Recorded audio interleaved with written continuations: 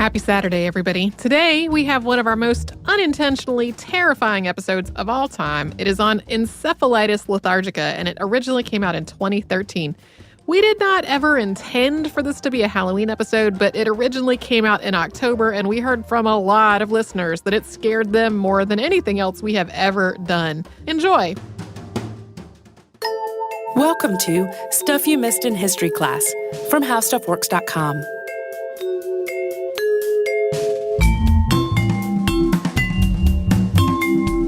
Hello and welcome to the podcast. I'm Tracy V. Wilson. And I'm Holly Fry. So I did not intend for today to be a Halloween episode. but it is scary. Yeah. Due to some quirks in our publishing schedule, it happens to be coming out right before Halloween. It is a listener request from listener Ellen, or perhaps Elin. And in researching it, I realized it was the most frightening thing I had ever learned about. So buckle up. History has scared Tracy. History has scared me. So from 1916 to about 1927, this really bizarre epidemic spread around the world. It came to be known as sleepy sickness, and it is not to be confused with sleeping sickness, which is a tropical disease found in sub-Saharan Africa. This is another name for a disease called Encephalitis Lethargica, and it caused this really weird variety of symptoms, from drastic behavior changes to unusual eye movements. Especially in the beginning years of it, the really common element was this deep, prolonged sleep that went on and on from days to months. And people just couldn't wake up. Between 20 and 40% of the people who got this disease died. And of the ones who survived, only about a third really fully recovered. The rest developed what came to be known as post-encephalitic Parkinsonism, and some of these patients persisted in a semi-comatose state for decades. It's extra terrifying. The next part is even more terrifying. Yeah, as if all of this were not enough to scare the pants off of you. While in this extremely deep sleep that was part of many of the cases, people appeared to be unconscious, but in reality, they were actually alert. They were completely aware of what was going on, but they were unable to move or speak. So it was a sort of paralysis, really. Yeah. So people today may have heard about this whole disease from the 1990 movie Awakenings, starring Robin Williams, or maybe from the first pages of Neil Gaiman's amazing comic book series Sandman, which starts off when a ritual that was meant to capture death instead captures dream and causes people to sleep endlessly. Otherwise, it's pretty far in the background of medical history most of the time. It's not something that people remember all that well today. But from its onset until about 10 years after it faded away, there were more than 9,000 papers and books published on it. So at the time, it was a big deal, even though people don't necessarily come up with it immediately when thinking about huge epidemics today. Yeah. And I wonder why that is. We will talk about some of that. Yeah. Prolonged sleep as an illness has been reported really, really way back into history. There are written records as early as Hippocrates of this kind of incident happening. And then there are also, of course, in our cultural consciousness, tales like Sleeping Beauty and these stories like Rip Van Winkle. And some people along the line have theorized that these were actually rooted to some degree in some kind of sleeping illness. In the real world, there had also been an outbreak of a similar condition in Italy in 1889 and 1890, which came to be known as La Nona. And it was thought at the time to be a complication of the flu. And around the world, other outbreaks of encephalitis had also followed behind other epidemics, particularly the flu. This particular one started just a couple of years before the 1918 Spanish flu epidemic, which killed between 20 and 40 million people. And when it came to the Encephalitis Lethargica epidemic, the first reports came at about the same time in two different places, which were France and Austria, in 1916. In France, a doctor named Jean-René Cruchet started to see 6 soldiers with this weird assortment of seemingly unrelated neurological symptoms. And the one common element was that the patients just slept apparently peacefully and deeply, and they could not be woken up. And he started to wonder whether there was some kind of new chemical weapon at work. At about the same time, a British doctor named A.J. Hall also reported similar symptoms in other troops who were stationed in France. In Vienna, it came to the attention of Romanian-Austrian psychiatrist Konstantin von Economo after a sleepy, disoriented civilian wandered into the Wagner-Jauregg clinic where he worked. The doctors there had mostly been treating soldiers who were wounded in the war, so they really weren't prepared for this apparently uninjured civilian with nothing physically wrong that they could really point to. Right. And then more and more patients with similar symptoms arrived at the clinic. And they had the similar part of this uncontrollable sleepiness and sleep, but the rest of their symptoms were so strange and diverse that the doctors were really at a loss to figure out a cause or a treatment. These patients had fevers, malaise, double vision, they became lethargic. Sometimes they had sore throats. Their eye muscles would start working and their eyes would dart around or roll back in their heads.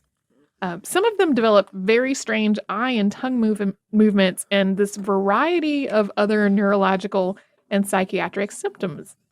A few of them even had uncontrollable hiccups, and one died of that.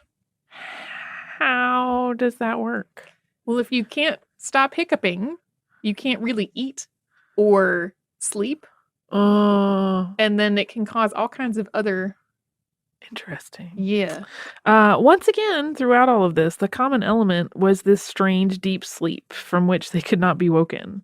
Von Economo saw this common element and said, "We are dealing with a sleeping sickness." Yeah, he was really the one that just laid that out there. And he's a character on his own.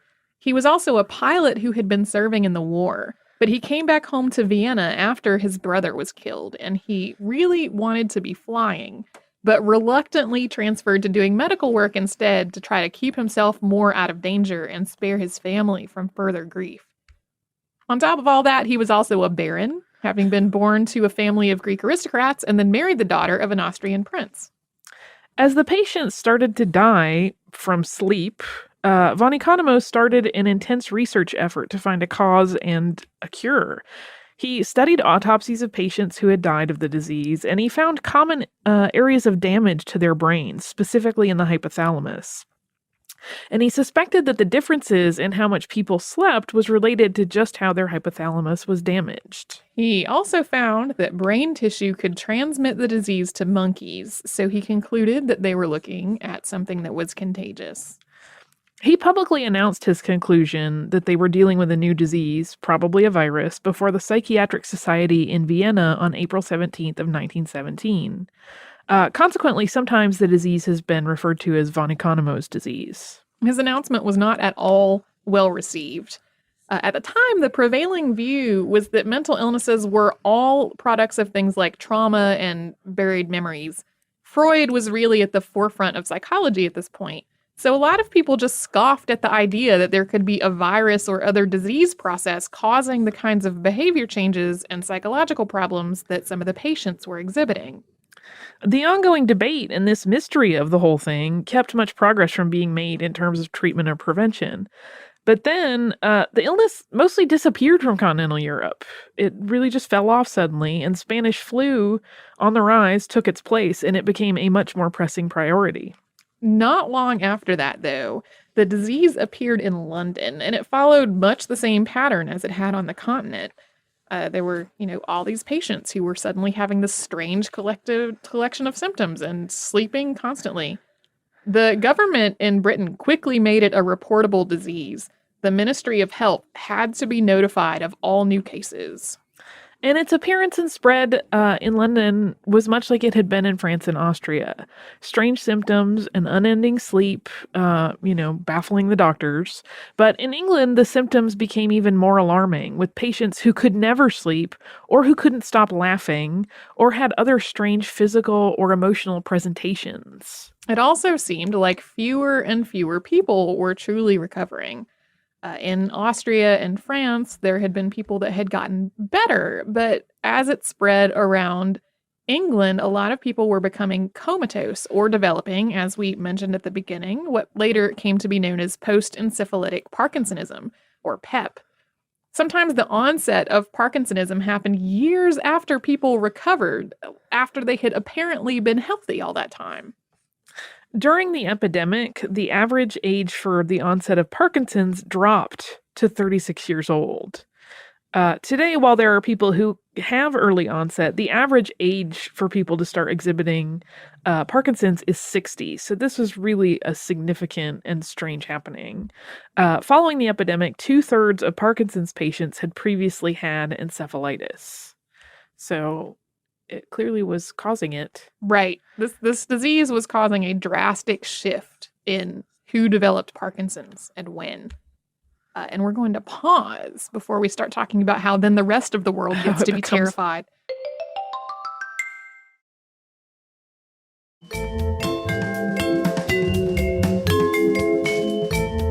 So to return to the story of Encephalitis Lethargica, from England, the disease spread all over the globe, and the same story just played out over and over and over. People would start showing up with these strange symptoms that presented themselves in such different ways that it would take a while for doctors to realize what was happening. It really didn't help that the epidemic had started just at the end of World War I and just before the start of the 1918 Spanish flu epidemic. And so resources were just scarce, and there were definitely bigger priorities going on than this crazy, although terrifying disease. And as it spread, it started to prompt a variety of different sleep disorders. So while some patients would sleep for months at a time, others couldn't sleep at all and they would actually die of exhaustion. The disease came to be known in some places as epidemic encephalitis rather than encephalitis lethargica, since not everyone could really be called lethargic anymore. As it spread, it also started to affect more and more children and young people. Children who contracted the disease developed impulse control issues that led to them having violent behavior in their adolescence. Some of them injured themselves or other people. One even removed her own eyes and several of her own teeth. Okay, after I unclench after that. This behavior often would continue for the rest of these patients' lives after they progress out of childhood, unless post-encephalitic Parkinsonism made them physically unable to continue. For children with the disease, outbursts were so severe that many had to be institutionalized. Hospitals and asylums that were accustomed to providing care for adults suddenly had to develop new practices to care for children because there were so many suddenly having to move into institutions. Researchers theorized that the reason this encephalitis was causing behavior changes like this in young people was because their brains hadn't yet developed the capacity for self-control that adults typically had by the time they were infected. And this tendency towards violent behavior and other erratic behavior even led to encephalitis lethargica being blamed for gangster behavior and lawlessness during the 1920s. Once this disease spread to the United States, neurologist Frederick Tilney, who was known as Fred, and had also been Helen Keller's neurologist, became the country's foremost authority on sleepy sickness. One of his most famous encephalitis patients was Jessie Morgan, who was the wife of Jack P. Morgan, who himself was the son of banker and philanthropist John Pierpont Morgan. She got the disease in 1925. After Jessie's death, Jack donated $200,000 to the Neurological Institute to fund research into this disease. The Neurological Institute was behind most of the research into encephalitis lethargica that came from that point. Later on, William Matheson, who was the wealthy founder of a chemical company and an encephalitis patient, started the Matheson Commission to fund research at the Neurological Institute, with Dr. Josephine B. Neal, who was an encephalitis expert, helming the project. And the commission's aim was to study the disease and eventually find a vaccine. Since nobody knew exactly what was causing the disease, they worked on 3 theories simultaneously. One was that it was being caused by an unknown virus. The next was that it was being caused by bacteria, possibly strep. And the third was that it was being caused by herpes. This was a long shot to begin with, because no causative agent had been found for this disease. They were basically operating in the dark based on best guesses. On top of that, there was a ton of infighting among the researchers. A lot of them were extremely prominent neurologists and scientists. Each of them really wanted to be the one to crack this case and figure out what's going on. That they were not working together very well. They were each trying to get the glory for themselves.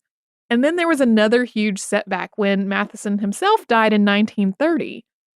That was in the middle of the Great Depression, and he had been providing the funding. So after his death, there wasn't really other funding to be had. So the Matheson Commission ceased operations in 1942. And so no workable vaccine had been developed. And one of the things that doctors tried to treat post-encephalitis patients with was lobotomies. Which also did not work. There was a lot of, and then that did not work. There were a few outlying successes during this time that would kind of give people false hope that maybe they were on the right track. But nothing led to an actual treatment or cure. Most of the medical care that the patients were receiving was really about just caring for their bodies and keeping them alive. The 30 or so percent who developed Parkinsonism generally wound up in long-term care for the rest of their lives, and many of them were completely unable to move or take care of themselves. In the 1960s, after the drug levodopa, or L-DOPA as it was called, was introduced for treating Parkinson's, New York doctor Oliver Sacks, who some of our listeners may have heard of, administered it to some encephalitis lethargica patients who were in long-term care. Some patients actually showed a limited recovery from their post-encephalitis lethargica Parkinson's symptoms. This is the story that's actually told in the movie Awakenings, which is why people may have heard of Oliver Sacks. But they all apparently developed a tolerance until the dosage was really just too much for the human body to handle. And then they would return to their semi-comatose state. In the end, this epidemic went on from 1916 to 1927. Reaching its peak in 1924, after which the number of cases started to drop off. The total numbers of people affected are really unclear. There are sources who say that 1 million people were killed, while others say that only 500,000 were affected in one way or another. Regardless, though, the mortality rate was pretty serious. In England, almost half of the cases in 1919 and 1920 died. Although it was roughly concurrent with the Spanish flu pandemic, and flu came up frequently when looking at possible causes, many doctors at the time didn't really think the disease was actually flu-related. Only a small percentage of the patients had also had Spanish flu. In 1982, however, doctors from the Centers for Disease Control published this list of connections between the two diseases. So for a little while, in more recent years, flu became a prime suspect for causing encephalitis lethargica. There is, especially since there have been other incidents of encephalitis that have followed outbreaks of the flu. Today, the idea that the flu was the culprit has pretty much been ruled out thanks to modern testing methods. They haven't turned up any sign of the flu virus in tissue samples from patients who died from encephalitis. Although it's never reached that same epidemic state again, isolated cases of encephalitis lethargica have continued to crop up, even in recent years. Most recently, in 1993, a 23-year-old named Becky Howell was diagnosed with the disease, and it took her 2 years to recover. Several similar cases followed. In 2003, a team of doctors published a paper in the journal Brain that put forth a pretty good case that the cause of encephalitis lethargica is actually a massive autoimmune reaction to an unidentified pathogen. A strain of strep comes up in the discussion, but it's ultimately dismissed as unlikely. And their research was done on 20 different patients who developed the disease between 1999 and 2002. And those patients had a much lower mortality rate than during the epidemic. Only one died, but 5 of them did have to be placed on a ventilator. Had those 5 patients lived in the 1920s, they probably would not have made it. But almost none of them had fully recovered a year or so later when the paper was published. They continued to have neurological and psychiatric symptoms. Yeah, if today's ventilation technology had existed in the 1920s, the mortality rate would have been Significantly dramatically lower. different. Yeah. Yeah, because people would get into this just deep, uninterrupted sleep, and their respiratory functions would fail, and there wasn't really anything that people could do about it. But now that we have ventilators, there's a treatment for that part of it that didn't exist back then. In 2012, a paper in the journal BMC Infectious Diseases reported that a team of researchers had found virus-like particles in the brains of both epidemic encephalitis patients and modern patients, so people who had died either recently or during the epidemic. This supports the idea that the cause of encephalitis lethargica is an enterovirus, but exactly what enterovirus we still do not know.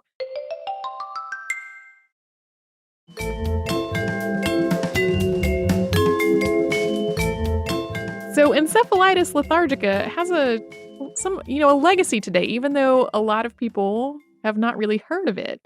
As tragic and frightening as the disease was and is really, in the end it helped doctors understand more about the brain. Von Economo's conclusion about the hypothalamus and its role in the patient's sleep, for example, was hugely unpopular at the time, but many years later it was proved to be true. After we developed sorts of imaging technologies that we can use to look directly at the brain as it's working today. Neurologist Bernard Sachs also wrote that the epidemic of encephalitis, quote, revolutionized the practice of neurology. Yeah. So it really changed the way that these things were examined from the get-go. Yeah, it helped solidify neurology as an actual field. In the early days, there was sort of this hodgepodge of neurology ideas and psychology ideas and all these things that were kind of together in one big pot. And in part because of encephalitis being spread the way that it was, a group of doctors branched off to study just neurology. And encephalitis lethargica was also one of the conditions that made it clear that disease processes can lead to mental illnesses. It solidified the idea that mental illnesses were not solely in the realm of emotions or traumatic experiences. It's not always buried memories. Sometimes there can actually be a physical happening that causes mental illness. There are a couple of books that are out about this epidemic. The one that I read researching this podcast was called Asleep, The Forgotten Epidemic That Remains One of Medicine's Greatest Mysteries by Molly Caldwell Crosby. And her grandmother survived sleepy sickness. It starts with sort of a case study of her grandmother that's terrifying because it's about her grandmother being asleep for so long, but also being aware of what was happening around her, which to me is just terrifying.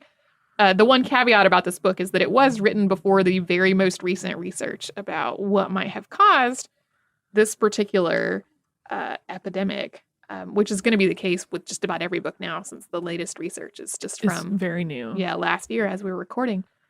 I read several papers that, when the bird flu epidemic was everybody was very frightened about bird flu. There were several articles that came up where doctors were like, actually, what you really should be afraid of is a resurgence of this still unidentified encephalitis that sometimes follows outbreaks of other diseases. Yeah. So, it's basically my worst nightmare. I mean, I have not a good relationship with sleep anyway. If I didn't have to do it, I wouldn't. So the idea of not having any control over the situation and just being asleep, but not really, because you're conscious of things happening around, is my worst nightmare. Yeah. Not to play on sleep jokes, but it's terrifying. And there are many things about this whole the epidemic and the illness itself that are frightening to me. And one of them is that people would seem to recover and they would be fine for a long time, and then develop Parkinson's symptoms. And once it had been established that was a pattern, I can imagine like the people who had gotten better really being like, I am never going to be You would in live the in clear. fear, yeah. Which I know that's the case with a lot of diseases that people have now. Like there are many cancer patients who never feel like they are in the clear because you can be in remission, you and can that be in doesn't always remission. last forever. Right. Yeah. So yeah, It's a scary thing to live with that kind of over you all the time. all the time.